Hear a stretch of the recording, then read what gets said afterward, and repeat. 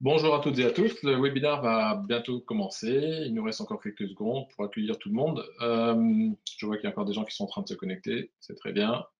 Écoutez, il est 17 heures. Je propose de démarrer pile poil, on est à l'heure. Donc aujourd'hui, une extension de notre série de webinaires qui a eu beaucoup de succès puisque vous étiez plus de 300 à vous inscrire à notre série depuis qu'on a démarré il y a maintenant quelques semaines. Cycle de webinaires spécial Covid-19. Aujourd'hui, on a décidé de vous parler d'un sujet important, le SEO. SEO, ça veut dire Search Engine Optimization, ou comment optimiser votre visibilité sur Google sans avoir à payer Google. Ça, c'est en général, les clients aiment bien ça. Comment être visible sur Google sans avoir à payer Google. Alors pour traiter ce sujet-là, j'ai deux experts qui m'accompagnent. Gabor Marcus, qui est en Suisse. Bonjour Gabor, tu vas bien? Bonjour Gilles, bonjour Olivier, je vais très bien, merci. Bonjour tout le monde. Et à ma droite, j'ai Olivier Alotio qui est à Marseille. Bonjour Olivier, tu vas bien toi aussi? Salut Gilles, salut Ouais. Gabor. Bon, voilà, donc je sais que vous avez préparé un super document et je sais que vous avez hâte de nous présenter tout ça. Je te laisse la parole, Gabor, et j'interviendrai uniquement lorsqu'il y a des petites interventions techniques, type sondage ou autre à faire. Je vous laisse. Gabor, tu as la main. Merci beaucoup pour cette introduction. Donc, avant de démarrer ce webinaire, je voudrais juste vous rappeler quelques règles pour les webinaires. Donc, par défaut, les lignes de tous les participants sont en sourdine. Si vous avez des questions, n'hésitez pas à utiliser la petite chat box que vous avez en bas à droite de votre écran. On aura une session de questions-réponses à la fin du webinaire, au bout de 45-50 minutes. Ce webinaire est enregistré. On vous enverra le lien ainsi que la présentation par email, c'est-à-dire que la personne qui vous a invité vous fera parvenir toutes ces informations. Si vous avez un souci d'audio, il y a deux solutions. La première, c'est soit vous utilisez le téléphone et vous composez un des numéros qui est mentionné ici. Donc, on a un numéro pour la France, un numéro pour le Luxembourg, un pour la Suisse. Ou l'autre alternative, c'est de passer dans le mode réglage, passer en mode téléphone et puis revenir en mode ordinateur. Et logiquement, ça devrait régler tous les petits soucis. Maintenant, je passe la parole à Olivier qui va nous présenter WSI. Merci Gabor. WSI, rapidement, c'est un réseau international d'agences digitales qui existe maintenant depuis une vingtaine d'années. Et notre mission chez WSI, c'est modestement d'essayer les entrepreneurs à développer leur visibilité en utilisant Internet et les réseaux sociaux. Ce qui est intéressant dans cette notion de réseau, c'est comme on a une présence qui est internationale. Du coup, on a des partenariats avec les plus gros éditeurs du web et ils aiment bien discuter avec nous parce qu'on est capable de leur remonter de la data, de l'information sur l'ensemble des pays. Et ça, c'est effectivement intéressant pour ces gros éditeurs, mais c'est également intéressant pour nos clients puisqu'on se nourrit de ça. Et vous allez voir d'ailleurs dans ce webinaire quelques exemples. Alors moi, je suis Olivier Alotio et je travaille donc dans l'agence WSI à Marseille. Donc j'ai mes clients principalement dans les Bouches-du-Rhône et mon excellent confrère Gabor se trouve en Suisse. Gabor, je te laisse te présenter rapidement. Alors, Gabor, c'est mon prénom, Marcus, c'est mon nom de famille. 99% des gens, 99% des gens généralement se trompent, c'est pas un souci. Moi, j'ai lancé mon agence WSI à Genève en 2017, ça fait plus de 3 ans maintenant. Ma passion, c'est d'aider les entrepreneurs. Je suis un entrepreneur au service des autres entrepreneurs et j'adore le digital. Alors, on essaye de trouver comment adapter leur modèle d'affaires pour utiliser au mieux le digital et booster les ventes. Ça, ça a été démontré pendant cette période de Covid que le digital était critique, voire stratégique. Et à part ça, je transmets ma passion aussi en enseignant à la haute école de gestion ici, à, à des jeunes, bachelors ou à des adultes. Demain, je donnerai un cours à des adultes. Et finalement, je suis le co-auteur du livre Digital Minds que Gilles vous présentera à la fin, qui a été lancé à la fin de l'année dernière en anglais. Et nous sommes en train de faire une traduction en français.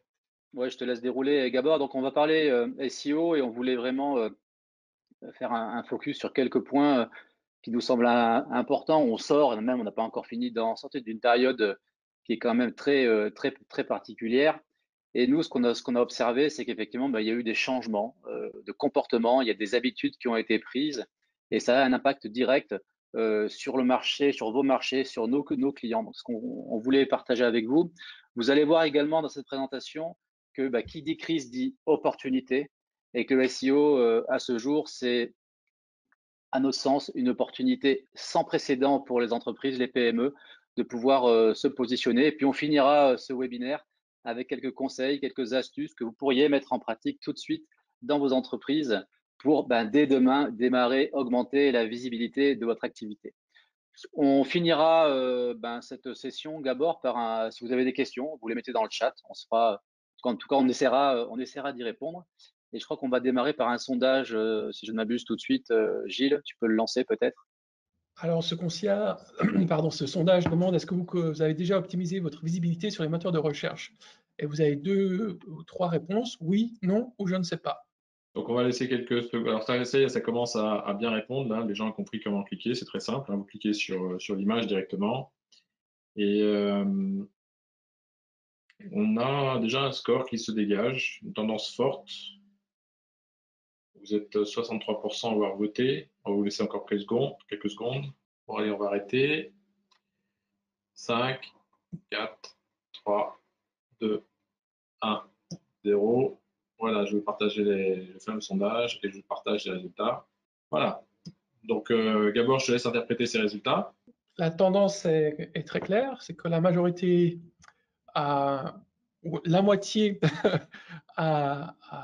optimise déjà sa présence sur les moteurs de recherche, tandis qu'il y a un tiers qui ne le fait pas et il y a un cinquième qui ne le savent pas. Donc moitié-moitié. On reposera la question peut-être en fin de présentation pour voir comment ça va évoluer ces tendances. La prochaine diapositive, elle est pour toi, je crois, Olivier.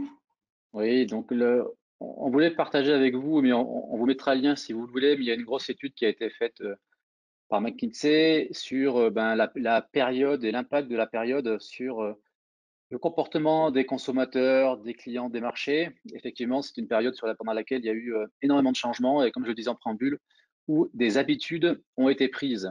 Sur le slide suivant, Gabor, vous allez pouvoir visualiser que suivant les marchés, les types d'activités, il y a aujourd'hui des business qui sont à l'arrêt, il y a des business qui ont du mal à reprendre. Moi, quelque chose qui m'a frappé la semaine dernière, il y a eu une grosse annonce, de la chaîne de distribution Zara, qui est un business qui a toujours bien marché et qui annonce des fermetures massives de magasins. Donc tout ça pour dire qu'aujourd'hui, il y a effectivement, les cartes sont redistribuées.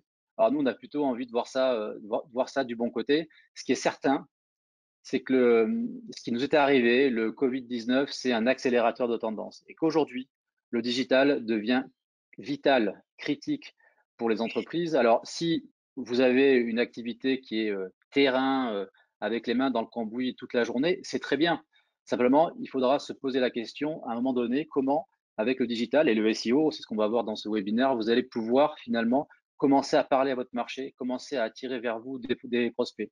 C'est sûr que si je vais à l'autre bout de l'échelle et que vous avez des business qui sont en ligne, qui sont addictifs, vous êtes du bon côté de la barrière. Mais vous allez voir qu'on n'est pas forcément obligé d'être dans ce type de business-là, de tout réinventer pour profiter finalement de cette situation-là et faire en sorte que cette crise se transforme en opportunité pour vous. On est convaincu, tu peux enchaîner Gabor si tu veux, chez WSI, qu'encore une fois, le digital, ça devient critique et que surtout, le fossé, mais ça, s'il y a une chose à retenir, c'est bien celle-ci, que le fossé va se creuser entre les entreprises qui maîtrisent les nouvelles technologies, maîtrisent le digital, et celles qui vont rester finalement dans leurs vieilles habitudes et dans leur mode traditionnel de fonctionnement. Encore une fois, c'est un accélérateur de tendance et nous, on a de cesse chez WSI d'essayer de dire à nos clients, d'accompagner nos clients pour petit à petit les emmener vers ces changements-là.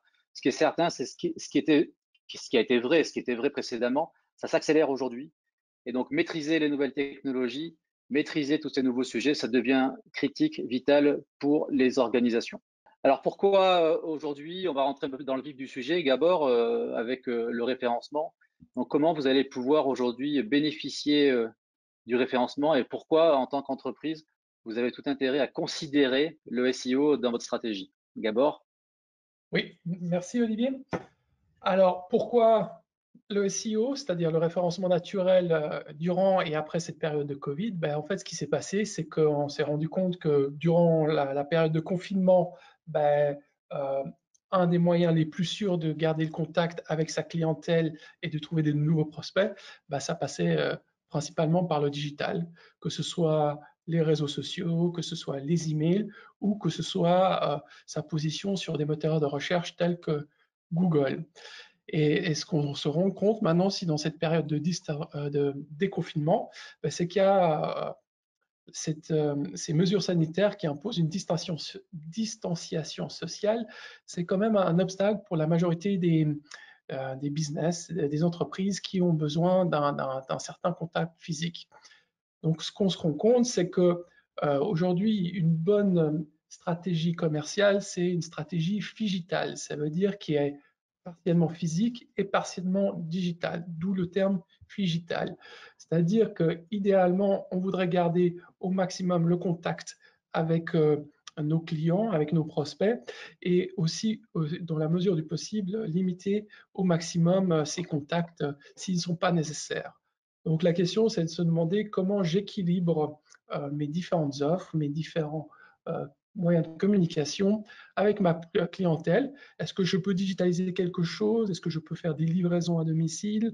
Ou est-ce que je peux faire du click and pick-up, c'est-à-dire qui commandent en ligne mais qui viennent juste prendre leurs achats en vitrine sans qu'il y ait vraiment de contact? C'est vraiment tout le sujet d'aujourd'hui, c'est comment on peut réinventer son business model. Et une manière de faire ça, ben, c'est, on voudrait vous lancer 2-3 pistes de réflexion. C'est qu'on s'est rendu compte, c'est par exemple, vous voyez sur la partie droite de l'écran, un outil gratuit de Google qui s'appelle Google Trends, que les termes comme online, c'était des termes qui ont été, des requêtes qui ont été très recherchées sur les moteurs de recherche, en l'occurrence là sur Google, et qui a eu clairement un pic durant le mois de mars à avril, et après que c'est un peu revenu à la normale. Et si vous faites ça pour les mots-clés qui sont, c'est-à-dire les requêtes que vos clients ou que vos prospects pourraient utiliser en ligne, vous apercevrez certainement de la même tendance, c'est que une bonne partie de votre clientèle essaye de trouver de plus en plus d'informations directement en ligne. Et afin de pouvoir profiter de ce marché digital et qui est respectif à votre industrie, ben, une bonne façon de récupérer ça, c'est de faire le référencement naturel, SEO en anglais, car c'est la tactique la plus rentable pour maintenir son business, particulièrement maintenant durant cette période de crise économique. Et pourquoi c'est rentable? Ben, on veut juste vous partager cette étude qui date de 2015, qui montre en fait qu'il y a différents types de canaux pour attirer du trafic digital dans votre business et que bien que l'email, ça soit toujours la manière la plus rentable, c'est-à-dire pour 1 euro, 1 dollar, 1 franc suisse investi, vous pouvez générer environ 40 francs, euros ou dollars de chiffre d'affaires. C'est la fameuse métrique qui s'appelle ROI, Return on Investment, votre rentabilité. Et la deuxième tactique digitale la plus rentable, c'est le SEO, c'est-à-dire comment bien être positionné sur les moteurs de recherche. Et là, les chiffres varient généralement entre 20 et 25, c'est-à-dire pour 1 euro investi, on peut générer entre 20 et 25 euros. Voilà. Je pense que tu voulais nous parler un peu plus de la définition, Olivier. Oui, alors tu as mis le doigt sur quelque chose qui est effectivement très critique. Alors c'est vrai que là, durant ce webinaire, on parle SEO et référencement naturel. Ce qu'il faut bien, si on dézoome un tout petit peu, ce qu'il faut bien comprendre, c'est quand on met en place une stratégie digitale, une stratégie de visibilité pour son activité, en utilisant le digital et d'autres moyens, c'est très important de réfléchir finalement à l'ensemble des canaux, des supports sur lesquels vous allez devoir vous positionner. Vous avez une question à vous poser. Où sont vos prospects? Où sont vos prospects quand ils cherchent à se renseigner sur vos produits et vos services? Alors, ils sont beaucoup sur Google, mais pas que. On a parlé d'emailing, les réseaux sociaux, etc. Donc, c'est d'abord bien poser les fondamentaux de la stratégie et on fait un focus aujourd'hui sur le référencement, qui est une technique. Hein, c'est pas une baguette magique, hein, c'est une des techniques pour faire en sorte que votre entreprise s'affiche, devienne visible, attractive auprès des gens qui comptent pour votre activité. Alors, pour comprendre, si je devais vous donner une définition du référencement, il faut repartir et il faut venir à la mission de Google. Finalement, c'est quoi la mission? C'est quoi l'objectif de Google? Google, il a une mission, un objectif, c'est faire en sorte que nous, en tant qu'internautes, on ait la meilleure expérience possible sur le moteur de recherche. Donc, quand on vient sur le moteur de recherche, en général, on y vient pour poser une question. Donc, on le fait tous les jours. On va sur le moteur de recherche. Moi, je dis souvent, mon meilleur ami, c'est Google. Si vous avez une question, n'importe quelle question, vous n'avez pas la réponse, vous allez sur Google, vous tapez la question, et derrière, Google va vous proposer des réponses. Donc, le référencement, c'est ça. Ça consiste finalement à positionner votre site Internet en première page de Google, en tout cas le plus haut possible. Dès lors qu'un internaute va poser une question, par votre contenu, vous allez pouvoir positionner votre entreprise et apporter la réponse. Finalement, on parle beaucoup de moteurs de recherche, mais on pourrait parler de moteurs de réponse. Donc, la mission de Google, c'est celle-là, c'est comme tous les GAFA, c'est de proposer la meilleure expérience possible à l'internaute et donc proposer la meilleure réponse à la question que se pose l'internaute. Visuellement, ça donne quoi? Si Gabor, tu peux enchaîner sur le slide suivant parce qu'on fait souvent la confusion. Donc vous allez dans le moteur de recherche, vous allez taper une question et là, Google va vous afficher différentes réponses. Sur le slide, vous voyez, là c'est un exemple sur un voyage, peu importe, je vais taper une question, je vous ai fait un screenshot. Sur la partie du haut, vous voyez, il y a écrit annonce. Annonce, ce sont des entreprises qui ont payé pour être présents tout en haut du moteur de recherche. C'est ce qu'on appelle Google Ads, c'est ce qu'on appelle de la publicité sur Internet, qui reste encore à ce jour une technique très utilisée et très rentable. Le référencement naturel, ce sont les résultats qui vont apparaître en dessous des annonces. D'où cette notion de résultat naturel et cette notion de récupérer finalement du trafic, récupérer de la demande gratuitement. Parce que la différence entre les annonces, c'est payant, c'est-à-dire que si on clique sur l'annonce, là vous êtes facturé, alors que tout ce qui est en dessous, les résultats naturels, c'est gratuit, puisqu'une fois qu'on est positionné en première page de Google, vous payez plus au clic, les positions, elles sont acquises et elle demeure. Alors, dans le référencement naturel, il y a 3 grandes dimensions. On va s'attarder sur une aujourd'hui, mais c'est comme une maison. Les fondations, c'est toute la partie technique de votre site Internet. Donc, il y a 3 dimensions. Il y a la partie technique, c'est pas l'objet. Retenez juste que l'idée que la partie technique de votre site Internet, c'est comme les fondations d'une maison, ça pèse pour 10 à 15% du référencement. Deuxième dimension, c'est finalement la popularité de votre site, qui était très importante jusqu'à présent et qui l'est un peu moins parce que les cartes sont rebattues. En gros, c'est votre site, est-ce qu'il est populaire? Est-ce que vous avez d'autres sites sur Internet qui ont des liens et qui pointent vers votre site? Et la dimension principale, c'est le contenu. C'est-à-dire que pour apparaître en première page de Google, vous devez pouvoir produire du contenu pertinent, du contenu de qualité en fonction de ces fameuses questions que vont poser les internautes. Et ça, c'est un vrai champ d'opportunité. Pourquoi? Je voulais quand même qu'on dise un mot de la recherche vocale. La recherche vocale, aujourd'hui, c'est à peu près 20 à 25% des requêtes sur Internet. Et donc, dès lors qu'on pose une question, on va pas poser la question de la même façon si je la pose, la question à l'oral, que si je devais le faire en mettant des mots-clés sur le moteur de recherche. Et donc, Google, ils n'ont pas refait un deuxième moteur de réponse, un deuxième moteur de recherche. Ils gardent le même fonctionnement du moteur de recherche. Et donc, la recherche vocale, ça, c'est vraiment à notre sens, un champ d'opportunité. Ça bouscule un peu les règles parce que ça permet à des sites Internet, même s'ils n'ont pas une grosse popularité, si le contenu il a été fait de manière intelligente, et on va voir après qu'est-ce qu'on entend faire du contenu de manière intelligente, si ce contenu il a été fait de manière intelligente, ça vous permet de vous positionner assez rapidement finalement en haut du moteur de recherche. Donc la recherche vocale, finalement, ça redistribue un peu les cartes et ça permet par du contenu pertinent de pouvoir positionner votre site Internet en première page de Google, dès lors que le moteur de recherche il considère que ce contenu, finalement, il apporte la meilleure réponse à la question de l'internaute. Donc c'est vraiment cette notion de contenu de qualité et de contenu qui, encore une fois, sert la meilleure réponse à la recherche de l'internaute. Alors Gabor, on a observé des changements de comportement pendant le Covid. C'est clair qu'il y a des secteurs d'activité, on est tous impactés, mais de manière plus ou moins différente. Tu voulais nous dire un mot là-dessus. Alors, avec notre réseau de plus de 800 agences dans 80 pays, ça, c'est les principales observations qu'on a fait durant ces derniers temps. depuis que le Covid s'est manifesté, c'est-à-dire depuis le mois de mars.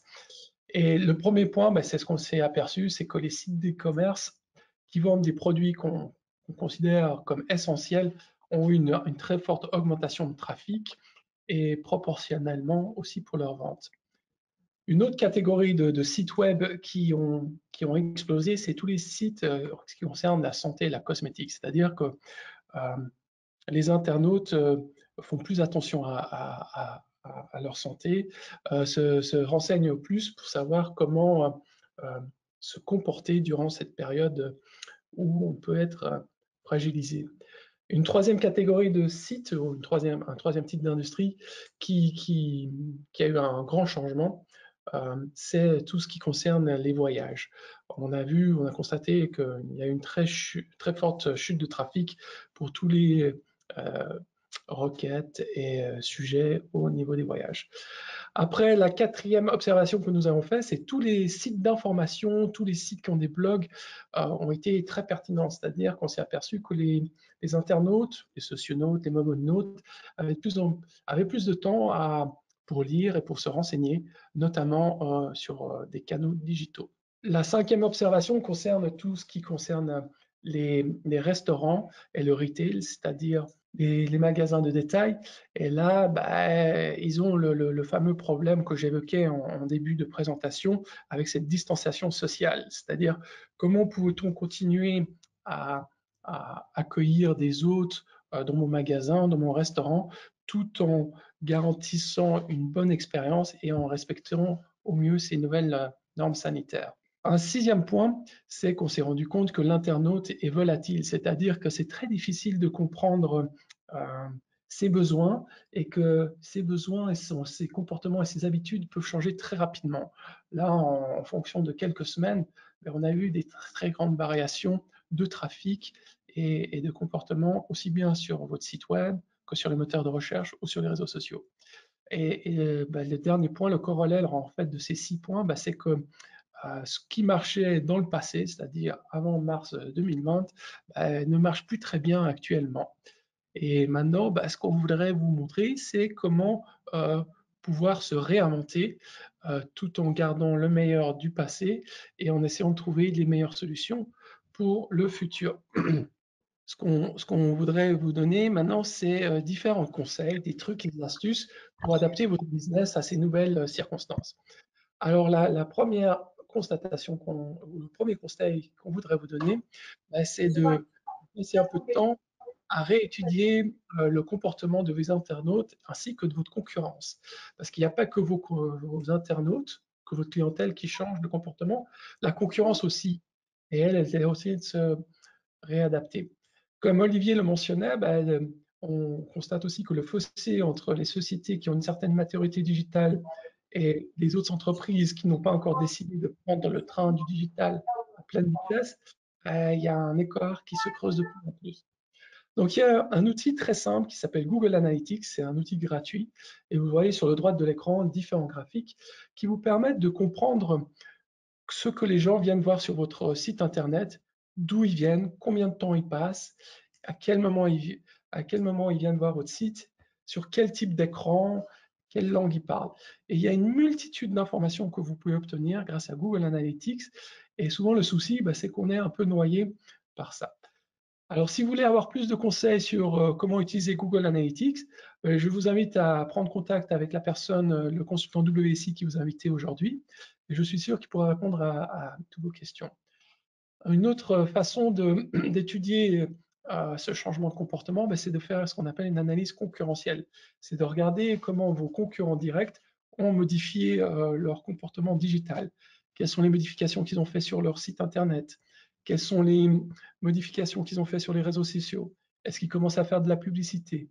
Est-ce que vous avez reçu des emails ou newsletters de vos concurrents? Et un dernier point qui est le plus pertinent, à mon avis, c'est rester en contact avec vos clients, demandez-leur ce qu'ils veulent voir, qu'est-ce qu'ils recherchent sur Internet et qu'est-ce qu'ils s'attendent à voir sur Internet. Si vous arrivez à utiliser ces 3 différents points, Google Analytics, observer la concurrence et demander à vos clients ce qu'ils attendent sur Internet, je pense que vous avez de quoi vous réinventer et trouver ce qu'on appelle des quick wins, des solutions rapides pour obtenir le maximum de leads, de prospects depuis Internet. La deuxième mesure, la deuxième astuce qu'on voudrait partager avec vous, c'est un acronyme qui s'appelle EAT en anglais, pour EAT. Et en fait, chaque lettre de ce mot EAT, qui veut dire manger, correspond à un critère essentiel qu'il faut maîtriser, en particulier sur les moteurs de recherche, parce que c'est ce que les algorithmes des moteurs de recherche regardent. Donc le E, c'est pour expertise. Pour Google, il est très très important que les sites web soient des sites experts. Il faut que vous puissiez vous démarquer, que vous montriez, que vous donnez chaque fois une information pertinente, sensée. Et la meilleure façon pour être un expert, c'est de comprendre exactement ce que votre audience, c'est-à-dire que les internautes qui viennent sur votre site internet, recherchent. Quelles sont les questions types, quelles sont les 3 questions types qu'elles se posent, quels sont leurs problèmes, quels sont leurs soucis. Et une fois que vous avez maîtrisé ça, après, il faut répondre à ces questions, à ces demandes et idéalement dépasser ces attentes. Alors, ce qu'on attend par dépasser ces attentes, c'est généralement donner un peu plus à ce que l'internaute s'attendait, sous forme d'e-book ou sous forme d'astuces, de calculateurs. Et plus vous faites ça, plus vous serez reconnu en tant qu'expert. La deuxième lettre de cet acronyme EAT, c'est pour autorité. Et autorité, aux yeux des moteurs de recherche comme Google, c'est pas seulement ce que vous dites en tant qu'expert, mais c'est tous les autres sites qui se réfèrent à vous, c'est-à-dire tous les liens d'autres sites qui se réfèrent à votre site. Ça montre que vous êtes une figure d'autorité d'un point de vue digital. Et ça, c'est aussi quelque chose d'assez important de faire, c'est essayer d'obtenir le maximum de liens d'autres sites. Troisième point, c'est T pour Trust en anglais. Et en fait, c'est de la confiance. Votre site web doit inspirer de la confiance parce qu'il y a tellement de fake news, je ne sais pas si le terme charlatan est adapté, mais il y a beaucoup de mauvaises informations qu'on peut trouver sur Internet. Et pour être bien indexé par Google, il faut inspirer la confiance. Et un des moyens le plus facile d'inspirer de la confiance, c'est de travailler sur sa réputation. Et sa réputation, en fait, c'est tous les gens qui sont prêts à laisser des avis sur votre site ou qui disent « moi, j'ai parlé, j'ai été sur ça et j'étais très content de ce service ».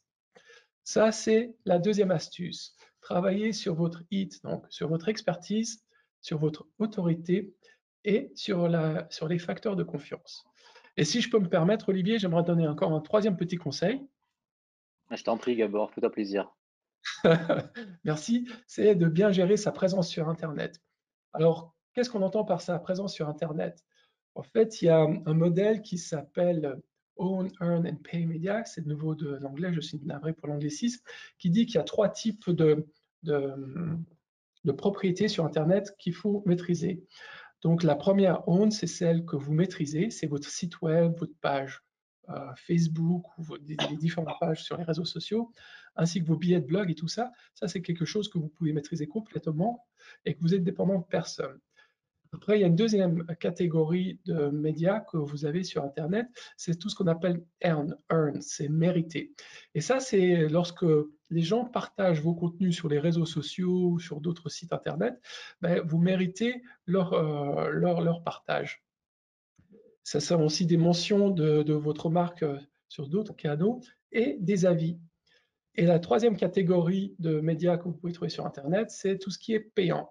Et ça, on le connaît, c'est de la publicité payante que vous pouvez avoir sous forme d'annonces textuelles ou sous forme d'images, que ce soit sur les moteurs de recherche, sur YouTube ou sur les réseaux sociaux.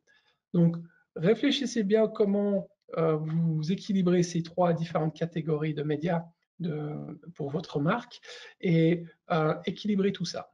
Voilà, j'ai donné mes 3 premiers conseils et je voulais savoir si toi, tu en avais aussi quelques-uns de ton côté, Olivier.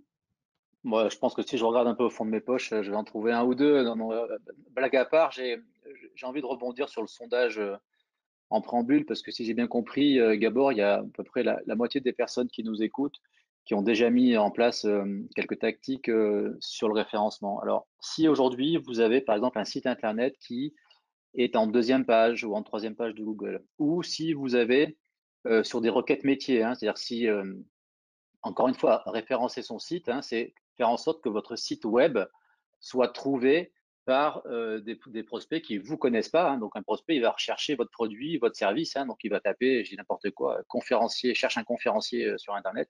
Il va taper, je cherche un conférencier. Et donc, référencer votre site, c'est faire en sorte que, suite à cette requête, en référencement naturel, votre site apparaisse. Donc, si vous avez un site, par exemple, sur une requête métier qui est en bas de première page de Google et que vous souhaitez la faire remonter. Alors, je ne vais pas vous dire c'est simple. Enfin, déjà, ce que vous pouvez faire, c'est déjà regarder vos concurrents. C'est-à-dire les requêtes qui sont devant vous, vous cliquez et vous allez regarder quel type de contenu ces gens-là ont dû produire pour arriver devant vous. Une façon d'essayer de remonter, c'est d'aller les battre. C'est de faire en sorte d'avoir un contenu qui soit encore plus pertinent que ce que vos concurrents ont pu écrire. Donc, vous reprenez votre contenu, vous reprenez votre page web et vous venez renforcer votre contenu. Vous venez rajouter du contenu et faire en sorte que ce que vous avez à proposer pour le moteur de recherche soit encore de qualité supérieure, encore plus pertinent que ce que vos concurrents ont fait. Voilà. Et ce qui est top, c'est que tout ça, c'est visible puisque on est sur le web, tout est accessible. Donc, regardez ce que font vos concurrents par rapport à des requêtes métiers et faites en sorte que ce que vous avez à produire en termes de contenu soit plus efficace, plus percutant, plus convaincant. N'oubliez pas la mission de Google. La mission de Google, c'est de proposer la meilleure expérience possible aux internautes que nous sommes. Donc ça c'est une première astuce. Deuxième astuce, je vous parlais de la recherche vocale. Il y a quelques temps, ça remonte déjà, j'étais en formation, je dispensais une formation sur les réseaux, sur LinkedIn, à un groupe de personnes. Et pendant la formation, il y a un dirigeant qui me pose une question, Olivier, comment on fait sur LinkedIn pour voir les invitations qu'on a envoyées? Il me pose une question, je lui réponds. 15 jours après, je refais une formation sur LinkedIn, toujours pareil, et on me pose la même question. Dans le mois qui a suivi, on m'a posé 5 fois la question, 5 fois la même question. Qu'est-ce que j'ai fait? Du coup, je suis allé rédiger un contenu sur mon blog. D'accord, vous pouvez aller voir, ça s'appelle wsimarseille.fr. Je suis allé rédiger un article, un contenu sur mon blog qui apporte la réponse à la question. Pourquoi? Je me suis dit, s'il y a 5 personnes qui m'ont posé la question dans le mois, c'est quelque part cette question, elle trotte dans la tête de plusieurs personnes. Donc du coup, je suis allé rédiger la réponse à la question. C'est aujourd'hui, sur mon blog, l'article qui me génère le plus de trafic, le plus de demandes. Voilà. Donc, un très bon moyen, finalement, si vous souhaitez pousser du contenu et d'essayer de remonter en première page de Google, c'est d'essayer de rentrer dans le cerveau de vos clients, de rentrer dans le cerveau de vos prospects, de se mettre à leur place pour comprendre ce qui se passe dans leur tête quand ils recherchent un produit ou un service que vous proposez. Tu peux enchaîner, Gabor. C'est ça, faire du référencement. C'est finalement se mettre à la place de votre marché, de votre prospect, d'anticiper les questions que votre marché se pose. Parce qu'encore une fois, quand on va sur Google, on sait qu'on a une question. Donc, vous anticipez les questions et vous allez rédiger du contenu qui vient répondre à ces questions. Donc, si vous avez déjà mis en place des choses sur vos sites Internet respectifs, reprenez déjà les contenus que vous avez faits, renforcez-les, vous rajoutez du contenu. Si vous n'avez rien fait, essayez ces techniques-là. Alors, ce qui est top, encore une fois, c'est qu'on est sur Internet et que tout existe, tout est à portée de main. Donc, je voulais partager avec vous quelques outils pour vous aider à trouver des questions que se posent les internautes. Donc, déjà, première tactique, vous l'avez compris, parlez avec vos clients, parlez avec vos prospects, voilà, ceux avec qui vous avez des affinités, et vous leur demandez tout simplement, OK, quand tu recherches un produit ou un service comme celui que je propose, spontanément, qu'est-ce que tu auras envie de taper sur Google? Première piste. Deuxième piste, Gabor, tu peux enchaîner sur le slide. Nous, on utilise en référencement un outil qu'on adore qui s'appelle Answer the Public. Answer the Public, c'est gratuit. Donc, vous ferez le test à la fin du webinaire. Vous tapez Answer the Public. Vous tapez la thématique recherchée. Donc, la thématique, là, je vous ai fait un slide sur le SEO, mais la thématique, ça va être votre produit ou votre service. Et Answer the Public, il fait le taf pour vous. Dit autrement, il va d'ailleurs vous proposer des questions que se posent les internautes par rapport à votre thématique. Donc, en gros, il vous mâche le boulot. Donc, déjà, là, vous pouvez récupérer des pistes de contenu, des pistes de questions que se pose votre marché. Slide suivant, Gabor, s'il te plaît. Une fois qu'on a fait ce travail-là, Vous pouvez utiliser un deuxième outil qui est fourni par Google, donc il faut avoir accès à un compte Google Ads, et Google vous donne ce qu'on appelle la volumétrie. C'est quoi la volumétrie? C'est de dire, est-ce que finalement la question que se pose l'internaute, est-ce que mon activité, mon métier, mon service, mon produit, est-ce qu'il est recherché en ligne? Et si oui, dans quelle volumétrie? C'est sûr que s'il n'y a personne qui recherche ce que vous faites, ça ne sert à rien de vous casser la tête. En revanche, s'il y a un marché, s'il y a des gens qui recherchent ce que vous faites, là pour le coup, vous avez la volumétrie et ça vous permet finalement de voir où est-ce que vous allez pouvoir concentrer vos efforts. Et c'est d'autant plus important dans la période que nous vivons, parce que bien évidemment, on l'a vu, Gabor nous l'a très bien expliqué, il y a des changements de comportement, il y a des changements d'attitude. En ce moment, là, chez tous nos clients, toutes les cartes sont redistribuées. C'est-à-dire que les volumes de recherche ou les types de recherche qu'il y avait avant Covid sont complètement différents de ce qu'on vit aujourd'hui. Et donc cet outil-là qui est fourni par Google Ads, qui est gratuit, vous permet d'aller adapter la volumétrie et de pouvoir mettre en place une stratégie de référencement qui est beaucoup plus fine. Dernier slide, Gabor, sur un dernier outil qu'on utilise beaucoup, parce que finalement, tout ça, c'est mettre en place ces stratégies de contenu, aller chercher des questions que se posent vos prospects. Ça n'a qu'un seul objectif, c'est de démultiplier des portes d'entrée vers votre site Internet. Là, je vous montre l'exemple d'un travail qu'on a fait chez un client, à peu près, c'est sur une échelle de temps de 1 an. Et donc, on voit bien la progression chez le client. Alors, on voit le pic avant Covid. On voit pendant le Covid, entre guillemets, une courbe qui se tasse, le temps qu'on ait pu faire les réajustements. Et puis derrière, là, on est en train d'amorcer la reprise. Ce slide, qu'est-ce qu'il représente? Il représente le nombre d'expressions de recherche du site Internet concerné en première page de Google. Ce qui est important, c'est que de bien comprendre, c'est que vous avez un site web, s'il n'y a personne qui vient dessus, ça ne sert à rien. Et pour qu'il y ait des gens qui viennent dessus, vous devez pouvoir être trouvé sur le moteur de recherche. Et donc là, ce graphique, il illustre finalement les portes d'entrée qu'on a démultipliées, qui génèrent du trafic vers votre site Internet. C'est un graphique de ton site Internet, Olivier? Non, pas de mon site, d'un client qui travaille dans le B2B, voilà, et pour lequel on a mis en place une stratégie de référencement depuis maintenant 1 an, et on voit bien la progression, et notamment la progression depuis la fin de l'année dernière. Si tu vas aller au slide suivant, pour une raison toute simple, c'est qu'effectivement, d'abord, il faut bien comprendre que le référencement, d'abord, c'est pas une baguette magique, c'est un travail au long cours, c'est un travail qui prend du temps, et les résultats, il faut en général 6 à 12 mois avant d'avoir les premiers résultats. Ça, c'est la première chose. En revanche, après, quand on est en première page de Google, là, ça devient intéressant et les positions acquises sont dures à déloger. Et puis, dans le slide précédent, on commençait à amorcer une croissance parce que le site du client, on l'a refait en fin d'année dernière. Et on l'a refait pourquoi? Pour que l'internaute il ait une meilleure expérience sur mobile. Voilà, le téléphone portable, c'est devenu un usage courant. Les recherches sur Internet depuis un téléphone portable explosent.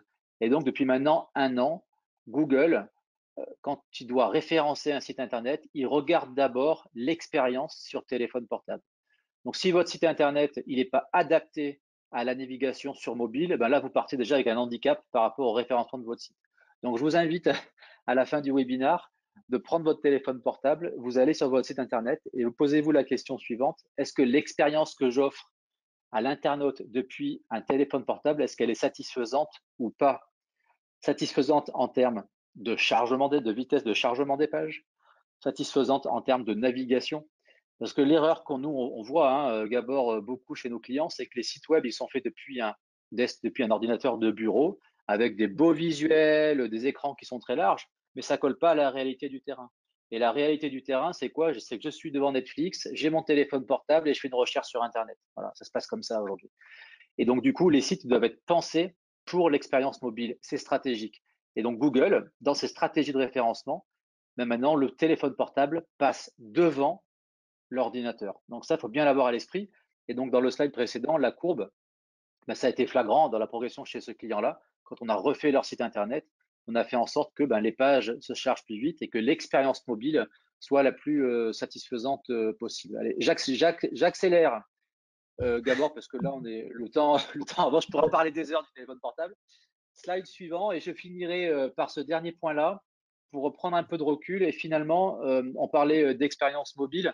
Ce qu'il faut bien comprendre, c'est que le SEO, ça s'inscrit dans une démarche globale, dans une stratégie globale et essayez de voir avec vos clients, essayez finalement de retranscrire tout le parcours d'achat de votre client. Depuis, en fait, c'est comme faire du référencement, c'est coller à sa stratégie de vente, d'accord? Dès lors qu'il n'y a pas de problématique, hein, comme disent les Américains, no pain, no gain, hein. Donc, s'il n'y a pas de problématique, il n'y a pas de vente. Et donc, la démarche d'une problématique chez un internaute, c'est d'abord poser une question sur le moteur de recherche. Donc, posez-vous la question de l'expérience prospect. Qu'est-ce qui se passe dans la tête de votre prospect, de la découverte de la marque à l'intention d'achat? Et donc, il faut construire une stratégie de référencement. C'est, depuis son site Internet, pouvoir produire du contenu qui soit à la fois éducatif, qui traite des problématiques de votre marché, des problématiques de vos prospects, jusqu'à leur intention d'achat. C'est pour ça que le multicanal, il est effectivement très intéressant. Et le SEO, il permet d'adresser votre marché, d'adresser votre prospect depuis leur prise de conscience, hein, leurs problématiques, jusqu'à produire des contenus, des intentions d'achat, hein, produire du contenu, se positionner sur des requêtes à intention d'achat, on va dresser le bas du tunnel, produire des contenus sur un blog plutôt éducatif, on va pouvoir comme ça récupérer un prospect en amont du parcours d'achat. Donc d'une manière générale, c'est comme dans la vraie vie, c'est se rendre utile, s'intéresser vraiment à ses clients, s'intéresser vraiment à son marché et produire du contenu qui va leur rendre service. Donc je vous interroge vivement à vous interroger sur finalement quelle expérience prospect vous proposez à votre marché, de la découverte de votre marque jusqu'à l'achat. Voilà ce que je voulais partager avec vous et vous dire. Gabor, je te laisse conclure sur ce webinaire et puis si vous avez des questions, on essaiera modestement de pouvoir y répondre. D'accord. Merci beaucoup pour ces 4 dernières astuces. Pour résumer, j'ai mentionné trois trucs. Le premier, c'était surveiller ses internautes, ses clients, comment ils se comportent en ligne, ainsi que sa concurrence. Le deuxième point, c'était pour être le plus séduisant possible aux yeux des moteurs de recherche, c'était de maîtriser son fameux HEAT, c'est-à-dire son expertise, son autorité et quelle confiance on arrive à générer. Le troisième point, c'était de gérer proactivement votre présence sur Internet au travers de 3 catégories de médias, donc qui étaient own, paid and earned, c'est-à-dire ce que vous pouvez maîtriser, ce que vous méritez grâce aux autres et ce que vous pouvez payer. Ensuite, Olivier a parlé qu'il fallait revoir toute cette stratégie éditoriale, qu'est-ce qu'on écrit, quelle information on pousse sur Internet, ainsi que ses campagnes. Contrôler les mots-clés en fonction de votre métier. Le point numéro 6, c'était fait que vous ayez une présence mobile excellente. Ne décevez surtout pas vos internautes car il est très probable qu'ils commencent à vous connaître par un tout petit écran de celui de votre smartphone. Et le dernier point, c'était, comme Olivier le mentionnait, c'était d'avoir une expérience prospect irréprochable. Tout faire. Alors pour voir comment ça a évolué un peu les informations qu'on vous a données, on voudrait refaire le sondage qu'on a fait en début. Et Gilles, est-ce que tu pourrais le lancer pour voir s'il y a des gens qui mettraient un peu plus sur le SEO? Oui, je pense que c'est important. Merci d'abord à tous les deux là, Gabor et Olivier pour ces éclairages, ces précisions, ces exemples, c'était très enrichissant. Effectivement, le SEO est toujours plus important. Ça reste l'un des canaux les plus efficaces en termes de retour sur investissement. Et je pense que vous l'avez bien démontré. Alors, on va voir si votre webinaire a aidé les participants à prendre conscience et est-ce que ça a un impact sur leur décision de mettre en œuvre ou pas prochainement des stratégies de marketing de référencement naturel. On va le savoir dans quelques instants, mais je peux déjà vous dire, il y a 68% de gens qui ont voté. Il nous reste 5 secondes. Alors, j'ai sans doute une bonne nouvelle. Allez, 5, 4, 3, 2, 1. On arrête, ça fait 1 minute. Et je partage les résultats. Tadam! Waouh! Wow. On était à 50% de oui, Ouais. on a passé à 82. Et donc là, il y a de plus en plus de gens qui ont pris conscience, grâce à vous, je crois, de l'importance du référencement naturel. Et ça, c'est magique pour le coup. parce que grâce à vous, je pense que tous les participants ont bien pris conscience de l'importance du SEO, de référencement naturel, et vont sans doute chercher à améliorer leur position pour pouvoir générer plus de business, notamment en sortie de Covid, c'est essentiel. Vous l'avez bien expliqué. Très bien, donc on va revenir sur les slides. Alors, pour conclure, avant tout, merci beaucoup d'avoir répondu à ce sondage. On est content de voir qu'on a réussi à vous convaincre. Ce qu'il faut retenir de cette présentation, c'est que le comportement des internautes s'adapte vers une économie sans contact et avec une distanciation sociale. Par conséquent, les entreprises elles doivent surveiller ces nouveaux modèles, ces nouveaux comportements de consommation et les anticiper dans la mesure du possible. Ceux qui veulent ne pas tomber dans le fossé digital, ils doivent essayer d'identifier au plus rapide les opportunités ainsi que les soucis à éviter d'un point de vue digital.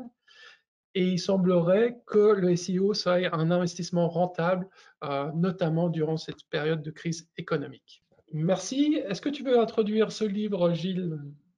Avec plaisir. C'est un peu notre bébé à tous, là, la communauté WC internationale, mais aussi francophone, puisqu'en fait, ce livre qui est en à la 3e édition est actualisé à peu près tous les 2 ans. Ça nous a pris pas mal de temps, bien sûr, de concentrer tout le savoir, ce qui était dispersé dans les têtes de tous les consultants du monde entier. Et donc WC a réussi à faire un tour de force et de concentrer tout savoir dans un bouquin qui contient 12 chapitres. Et Gabor, tu le rappelais tout à l'heure, parce que tu as été contributeur d'un des chapitres essentiels qui était justement le chapitre sur le référencement naturel. Donc merci d'avoir bien voulu nous partager un petit peu de ton savoir, déjà dans le livre et aujourd'hui dans ce webinaire. Ça, c'est top.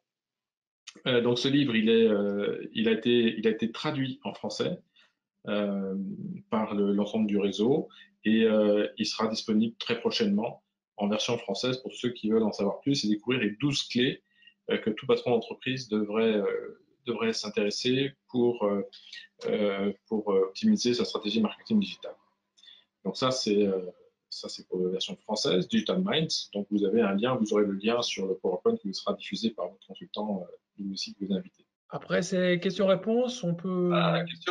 Question-réponse. Alors, pas mal de questions pendant ce webinaire. C'était beaucoup de participants là encore. Merci à vous pour votre présence déjà. Alors, j'ai une question de Denis qui dit « Qu'appelez-vous Internet Display ?» Ah, qu'appelez-vous Internet Display? C'est Gabor qui a appelé ça. Le display, c'est de la publicité sur Google avec de l'affichage. Donc, c'est quand on vient afficher des bannières, des publicités visuelles. En général, vous allez sur un site Internet et puis quand vous vous rebaladez sur un autre site Internet, vous voyez passer comme par hasard une bannière, une publicité du site concerné, ce qu'on appelle le display. Il y a Dimitri qui nous fait une remarque. C'est pas vraiment une question, c'est plutôt une remarque. Il dit attention, le SEO n'est pas gratuit. Il faut fournir un vrai travail et souvent conséquent pour arriver à se positionner. Peut-être que vous pouvez compléter, donner un éclairage. Très, très juste, hein, dans la vie, il n'y a jamais rien qui est gratuit. Hein. Il y a que l'amour pour vos enfants qui est gratuit. Le reste, il faut payer. Bien évidemment que ça demande des ressources et du travail. La notion de gratuité, on l'a mentionné par rapport aux clics sur les liens qui apparaissent dans le moteur de recherche. On est bien d'accord. Mais en amont de ça demande effectivement de s'investir une réelle stratégie de produire du contenu. Et donc, effectivement, c'est des ressources, du temps. Vous pouvez le sous-traiter à des agences comme WSI également. Donc après, c'est de bien voir ensemble en quoi c'est stratégique pour votre business. Je pense qu'on l'a vu aujourd'hui et de mettre en place les ressources nécessaires. Je pense qu'il y a aussi pas mal de connaissances techniques à maîtriser, hein, aussi bien du point de vue du site internet que différentes parties de code qu'on doit mettre, comme des snippets ou du schema. Et après, c'est l'interprétation des résultats grâce à Google Analytics, savoir exactement qu'est-ce que ça veut dire un taux de rebond, comment j'optimise. Mais oui, quand on dit gratuit, en fait, c'est qu'on n'est pas obligé de payer pour bien se positionner, mais il faut un certain savoir et beaucoup de temps. Ok, merci. Alors justement, ça fait transition, ta réponse fait une tuère transition à la question de Eva qui dit « Bonjour, quelle formation est reconnue ou recommandée pour devenir expert en SEO ?» Donc vous avez été tellement bon que vous avez convaincu de devenir experte en SEO, Eva. Est-ce que vous avez des formations Vous nous appelez, Gabor ou moi. Et puis voilà. Ah, Gilles, je ne sais pas où vous êtes, ou vous, en même temps, enfin, peu importe où vous êtes sur cette planète, hein, si vous avez une connexion Internet, on serait ravis. Mais avant de penser à une formation, il faut d'abord peut-être déjà voir, de regarder un peu votre business, ce que vous faites, est-ce que c'est recherché en ligne. Mais on serait ravis de vous accompagner, hein. Là, vous avez l'embarras du choix. Et si vous n'avez pas, sachez qu'il y a pas mal de cours sur YouTube ou différents outils qui prévoient un peu de connaissances basiques qui permettent de mettre le pied à l'étrier. Mais après, pour arriver à des résultats où on voit ce que Olivier a fait avec son client, qu'il a réussi à passer en moins de 12 mois à plus de 9 fois en termes de requêtes, c'est assez impressionnant. Bravo, Olivier. ok, super. J'ai Stéphane qui me dit, Stéphane qui me demande, est-il possible d'être référencé sur la première page de Google en une journée? Une journée? Alors, on a eu nous aussi, on se forme, hein, Gilles. C'est pour rester à la pointe dans notre métier. Nous, on se forme 4 heures par mois, hein. Ça, c'est la magie de WSI, puisqu'on a accès aux top experts dans le monde entier. Et oui, c'est possible. On l'a expérimenté. Si vous écrivez un contenu qui est de qualité, qui est meilleur que le contenu de la concurrence, etc., le contenu qu'on s'est concerné, vous l'indexez sur la Search Console dans la foulée de la production du contenu. C'est-à-dire qu'il est indexé tout de suite par Google. Et si votre contenu il est vraiment pertinent, s'il est bon, il peut arriver tout de suite en première page. Et on l'a vécu en février, je me souviens, à Paris. Donc Ouais, oui, la réponse, c'est oui. Ça arrive voilà. pas souvent, pas. Maintenant, sur le Non, mot-clé mais pizza, par exemple, ce sera difficile. c'est clair. Il y a des mots-clés génériques, peut-être sur des mots-clés. Alors, justement, ça fait la transition vers une autre question qui me dit, on entend souvent parler de mots-clés longue traîne. Qu'est-ce que c'est? Alors, des mots-clés à longue traîne, c'est des mots-clés qui sont composés de plus de 3 mots. C'est-à-dire, si je prends un exemple, je dis chaussures Nike, ça c'est un mot-clé à courte traîne parce qu'il y a 2 mots seulement, chaussures et Nike. Et après, si on fait chaussures Nike bon marché à Genève, ça devient une longue traîne parce qu'il y a plusieurs mots. Est-ce que c'était bien expliqué, Gilles? Oui, Oui, et puis dans une stratégie, pourquoi c'est c'est très bien important? expliqué. Pourquoi c'est important, les mots-clés longue traîne? Olivier? Dans une stratégie référencement, on essaye d'aller viser effectivement des mots-clés populaires avec de la volumétrie, mais aussi des mots-clés à longue traîne pour essayer de pouvoir se positionner plus rapidement. Plus on a des mots-clés, ce qu'on appelle à longue traîne, donc des requêtes qui sont ciblées, moins, entre guillemets, il y a de concurrence et plus c'est facile pour vous de se positionner. Donc une bonne stratégie de référencement, c'est de faire un mix finalement entre des mots-clés à forte volumétrie, dont on sait que ça va être difficile, mais ça va se faire plutôt dans la durée, et puis des mots-clés, des requêtes très, très ciblées. Il y aura moins de recherche, il y aura moins de volumétrie potentielle. En revanche, ce sera plus facile pour vous de vous positionner. Et puis, vous savez que sur ces mots-clés à longue traîne, la personne qui aura pris le temps de taper toute cette requête-là, c'est qu'elle a une intention d'achat qui est forte, ou en tout cas une intention forte, et du coup, très, très intéressant pour votre entreprise. Ok, super. Alors, j'ai encore des questions, hein. Vous avez encore un petit peu de temps là? On a encore 5 minutes, Gilles. 5 Il y avait minutes? donc J'ai l'apéro à 18h, Gilles, hein, donc il va falloir envoyer. Oui, mais une phase. c'est un apéro au Zoom, non? Non, non, Tu c'est peux... fini ça. Ça, les apéros virtuels, terminés. C'est bon, là, j'ai donné. Ok, alors, une question de Marion. Marion qui nous dit combien, alors, ok, on a compris que c'était du travail, etc. Combien peut coûter une prestation de SEO? C'est quoi les budgets, traditionnels d'agence SEO? Là, je vois que Gabor, il rigole, là, on parle pognon, ça y est, ça le fait sourire. Et on parle Bah, pognon, ça y est, il y a le sourire de Gabor qui illumine le webinaire. Vas-y. vas-y, Gabor. Les Suisses, dès qu'on Ben, parle pognon, là, ils se grattent la tête. T'as vu, c'est gratte la Ouais, tête. Cling, cling, pour cling, les cling, cling. coffres-forts, il se dit, Non, venez en Suisse. alors, la meilleure moyen d'avoir une réponse pertinente à cette question, ben, c'est de vous adresser à la personne, au consultant WC qui vous a invité, il pourra vous dire. Mais moi, je suis suisse, je me positionne en premium et souvent, mes meilleurs clients, c'est des clients qui ont pris des solutions bon marché, qui se sont bien brûlés les doigts, qui n'ont pas eu de résultats et après, ils viennent me voir. Donc ça, c'est mes clients préférés, c'est ceux qui se brûlent et après, ben, ils comprennent pourquoi ils font. Et je pense qu'une des grandes forces de WSI, c'est que nous, on a une approche un peu héroïste, c'est-à-dire qu'on regarde en tant qu'entrepreneur et on dit, ça vous coûte tant, mais parce qu'on pense générer tant de chiffre d'affaires par la suite. Donc, si vous voulez du quick and dirty, en tout cas, mon agence, ce ne sera pas la bonne agence.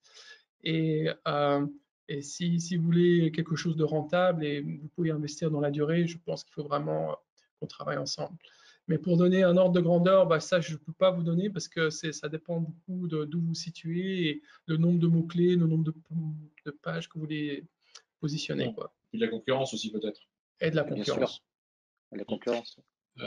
Alors justement, il y a Marion qui insiste et elle nous dit, OK, mais on a des agences qui nous garantissent un bon référencement naturel.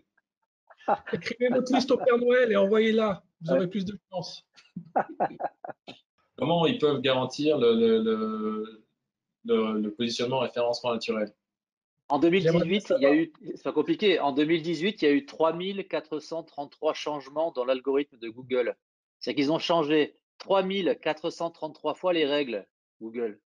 Comment voulez-vous garantir quoi que ce soit? La meilleure garantie, c'est de travailler. C'est comme dans la vie, hein, les résultats, ils s'obtiennent avec du travail, de la méthode et de la persévérance. Voilà. Donc, si vous travaillez dans les règles de l'art, effectivement, comme on l'a montré pendant le webinaire, ben, vous avez des progressions tangibles. Mais les gens qui vous promettent la lune sur Internet, c'est pas trop notre tasse de thé. Ok, j'ai Stéphanie qui a encore une question, puisqu'il nous reste 2 minutes avant l'apéro, si j'ai bien compris.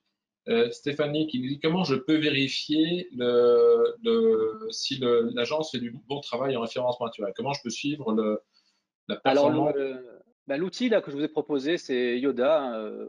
Vous allez sur Yoda et puis en fait, vous avez des outils en ligne qui sont gratuits et payants. En général, maintenant, tous les outils, ils ouvrent quelques fonctionnalités gratuites et ça vous permet de pouvoir suivre l'évolution de vos positions. Vous avez également la Search Console qui est un outil gratuit fourni par Google. Et donc, vous demandez à votre agence l'accès à la Search Console et vous allez pouvoir suivre également l'évolution de votre référencement. Vous avez, comme a dit Gabor, Google Analytics. Dans Google Analytics, c'est gratuit. Vous allez dans le menu acquisition, canaux d'acquisition, et vous voyez le trafic généré par canal. Donc, l'organique, hein, c'est le canal SEO. Bref, il y a plein d'outils à votre disposition. Et puis, si jamais vous vous bloquez, ben, vous revenez vers nous. On vous aidera. Ben, pour résumer, il y a deux bons outils gratuits de Google. Il y a la Google Analytics qui vous permettra de définir combien de trafic vient de manière organique. Et après, si vous voulez savoir quels sont les mots-clés, quelles ont été les requêtes qui ont généré ça, vous allez sur le deuxième outil de Google qui s'appelle Google Search Console, qui va aussi vous donner quelles sont les requêtes qui ont amené ces trafics. Et pour savoir si vous avez bien travaillé, ben, il faut faire une comparaison à 3 mois, 6 mois, 12 mois, et vous voyez s'il y a une progression ou pas. Hmm.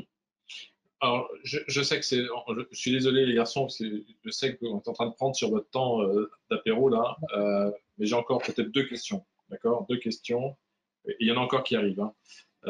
Mais une question d'Eva, vous savez, celle qui veut devenir experte en SEO. Et là, une autre question qui me semble vraiment intéressante sur est-ce qu'il y a des CMS? Donc là, déjà, on voit on a affaire à une experte, hein. Est-ce qu'il y a des CMS qui sont recommandés pour faire du SEO? Ben, pas WordPress en tout cas. Non, je rigole.